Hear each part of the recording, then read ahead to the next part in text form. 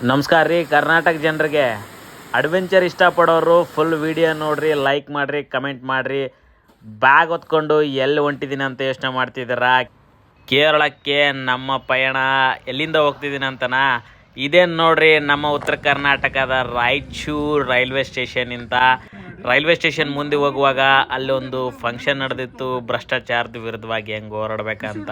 ನಾವಂತೂ ಹೋರಾಡತ್ತಿಲ್ಲ, ರೈಲ್ವೆ ಸ್ಟೇಷನಲ್ಲಿ ಕೂತ್ಕೊಂಡು ಒಂದು ಮಜ್ಗೆನ ಹಂಗೆ ಸರ್ರ ಅಂತ ಕುಡ್ದೆ ರೀ. ಯಾಕಂದರೆ ಟ್ರೈನು ಸಿಕ್ಕಾಪಟ್ಟೆ ಲೇಟ್ ಆಗಿಬಿಡ್ತು. ಬಂತು ನೋಡ್ರಿ ನಮ್ಮ ಟ್ರೈನು. ಈಗ ನಾನು ಫಸ್ಟು ಟೈಮ್ ನೋಡ್ರಿ, ಇವಾಗ ಪ್ರೆಸೆಂಟ್ ಎಷ್ಟಾಗಿದೆ ಅಂತಂದರೆ